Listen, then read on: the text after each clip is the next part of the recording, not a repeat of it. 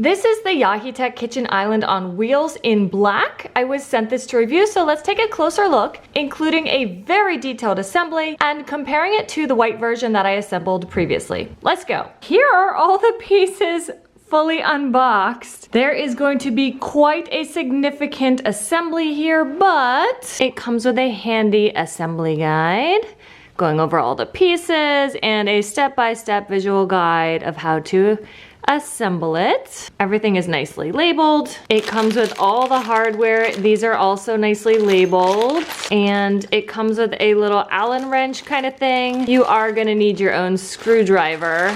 First we insert the wooden bar 13 into the side pieces 12. And then we are going to attach it on the outside of panel 2 with 4 Type C screws. This is gonna be our towel rod. You don't have to install this. So that's where it's really nice that you build it yourself and you can kind of decide. It does stick out as well. So if you need it to be smaller profile, you can definitely leave this off. Next, we insert these 2 G's on 14 and 15 right here. This is another part that's gonna be on the side that you don't have to include. This is gonna be your shelf. These are the sides, and then 16 is the bottom of the shelf. Install 2 F's on each of these, like this. And the H is gonna go in here to lock these in. This is where having your own screwdriver kind of thing can help. They don't include that. Like so. There. Lock this. We forgot this one. This is going to be a shelf on the side, and this is gonna hold in like spice rack or whatever. Now we attach this to the outside of the side panel 3, just like we did with the towel rack on the other one. Now we are doing the drawer railings, which are always the trickiest for me, but they are labeled on the bottoms DL for drawer left. So we take the side panel 2 and we are going to install the DL drawer left. This is gonna attach right here with the little wheelie and the fatter section over here. And we take 3 E screws. It even shows you which of the little holes, because there's so many little holes, which ones it's gonna go into. 1, 2, this one. And the screw holes are already in there, so it's like really easy. Make sure to screw those in nice and tight or else the drawer will get stuck. Then you take 2 of these G's, screw them in over here. Then you do the same on the inside of panel 3 with the right drawer frame. We're back on the inside of panel 2. We've got this panel 5. We're gonna insert 1 of the F wooden dowels in the middle, and we're gonna insert 2 of those H's right here. Then it's gonna connect here. Turn these to lock them. Panel 4, we're gonna take a T screw that's gonna come from outside right here, this B piece, which that screw is gonna come into, and an F dowel. So you gotta kind of do the same on the left and right at the same time and smush them together. It takes some finesse. Carefully flip it upside down. Get your 9 and 2 F dowels. Insert those down here. And get this 9 on top of those. Now we insert the 2 back panels. They're very thin as opposed to everything else, which is very heavy duty, but these are very thin back panels. Into the slots.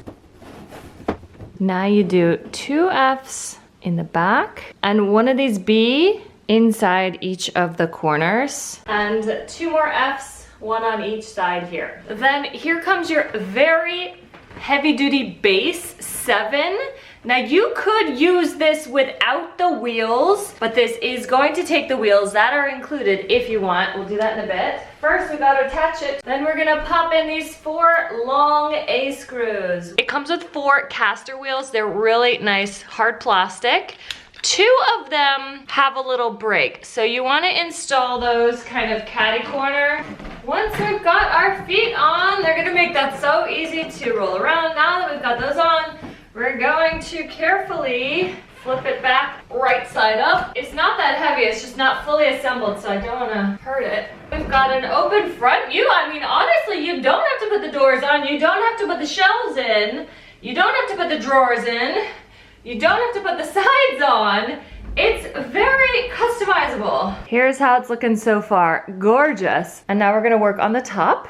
Flip this over. We're gonna screw in 6 of these G's. We put in 6 of the H's in here, and now this will go on and they will lock into place. Now we're working on the drawer. We got 19, 20, 21, 4 D's are gonna put those together, 2 in each of the back corners. This is the inside of the drawer front. We're gonna do 2 G's on each side, here and here, and we're gonna put the handle on the outside with 2 U-screws in here. Boom. This is the drawer base. I think it's the same material as the back of the whole unit. A very thin board, but still nice and sturdy. It does say compliant with formaldehyde emissions. Slide this in through that slot there. And we're gonna use 4 more of these locks, 2 on each side to hold that drawer in. Make sure the bottom of the drawer slot is down so that this will go inside of it. Now we will lock those. Nice and sturdy drawer. Now we finish up the drawer rails. This one says DL, and we have the wheel kind of on the right side in the back. And we are going to attach it with 3 screws. And we're gonna do the same thing over here. The moment of truth, woo! Here we are with the 2 left sides, the top, the drawer, and the wheelies. You could leave it open like this if you just need a big cabinet that's open. But now we are going to install the shelf and the doors. We've got these 4 door hinges. There's gonna be 2 in each door. This is gonna kind of fit inside of the round cutouts here. And then that hinge is gonna open and be really strong. You've also got a handle and 2 screws for each door. This is gonna be 8 small E-screws each. This is the door.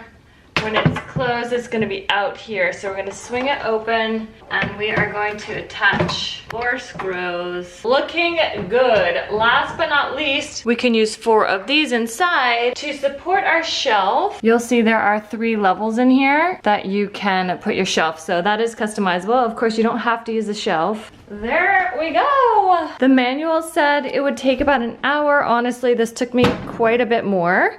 But I was filming and I'm not very good at putting stuff together, so it takes me a lot of reading and going slowly. But someone who's better at assembling furniture, I have no doubt that you could potentially do this in an hour.